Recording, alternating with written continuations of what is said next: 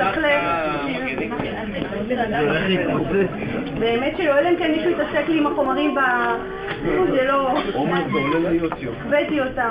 ברור שזה עולה ליוטיוב. אבל אתה חותך לה את הראש. אבל אני לא...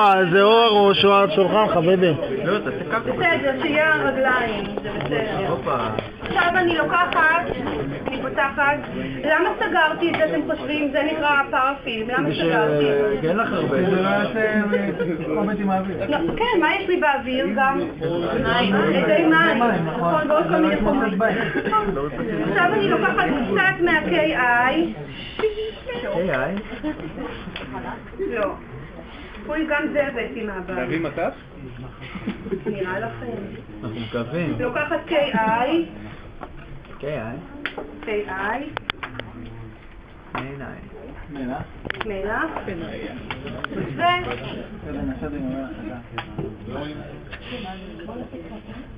אתם יודעים, זה באמת סדר, הנה. את לא מתרגשת מזה, אבל אנחנו אף פעם לא ראינו מתרגשים. לא ראיתם אף המלח במים. אני מערבבת. בסדר. ועכשיו אני לוקחת... אני אקח עוד פעם, אני מבחינה כמו מוחלטת. מעלה את זה ליוטיוב. הוא מאוד יציב, יש לו יד מאוד טובה.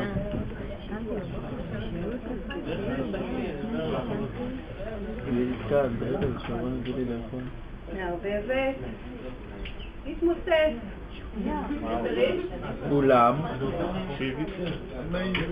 עכשיו אני אקח את המלח השני. עכשיו יש לי שתי אפשרויות, או שאני אקח את המלח השני ואני אוסיף אותו ישירות לתוך המבחנה הזאת, או שאני גם אותו אמיס במים ואז אני אערבב אותם. מה עשיתי פה כשלקחתי את ה-KI והכנסתי אותו לתוך המים? לקחת מלח קל תמס. נכון, כי הוא מתמוסס, נכון. עכשיו אתם לא יודעים אם הוא קל תמס או קשה תמס, אבל ברגע שלקחתי הוא מתמוסס לגמרי, אז סימן שהוא קל תמס. כן. עכשיו, עוד דבר אני לוקחת את ה-PB,